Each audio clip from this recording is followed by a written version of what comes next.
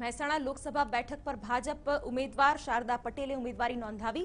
મહેસાણાના Vimal party plot ખાતે ઉમેદવારી ફોર્મ ભરતા પહેલા શારદા પટેલની જંગી જાહેર સભા યોજાઈ, જેમાં ડેપ્યુટી સીએમ નીતિન પટેલ, શ્રમ અને રોજગાર પ્રધાન દિલીપ ઠાકોર, વર્તમાન સાંસદ જયશ્રીબેન પટેલ, પૂર્વ સાંસદ જીવાભાઈ પટેલ, પ્રદેશ પ્રમુખ જીતુ વાઘાણી, ભાજપના ધારાસભ્યો અને આગેવાનો હાજર રહ્યા।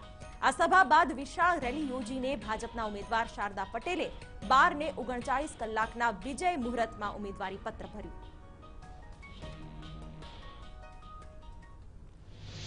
પીએમ સાહેબે આપેલા, પણ હું એક નારી તરીકે છું એટલે નારી સશક્તિકરણને વધારે પ્રાધાન્ય આપીશ અને મારા હસબન્ડના સ્વપ્ન સમૂહ શિક્ષણ ક્ષેત્ર પણ હું અત્યારે કામ કરી રહી છું એના ઉપર, અને શિક્ષણ વગર સમાજનો ઉદ્ધાર જ નથી, એટલે શિક્ષણ એ મારું મેઇન હેતુ હશે।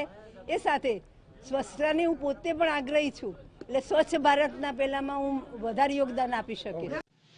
એ પછી અમારી ભારતીય જનતા પક્ષની જે શિસ્ત છે, સંગઠન જે છે અમારું, એનાથી બધા જ પ્રેરાઈ અને બધા જ કાર્યકરો પાર્ટીએ જે ઉમેદવાર નક્કી કર્યા હોય એમને શુભેચ્છા પાઠવી એમના પ્રચાર કામમાં જોડાઈ જાય છે।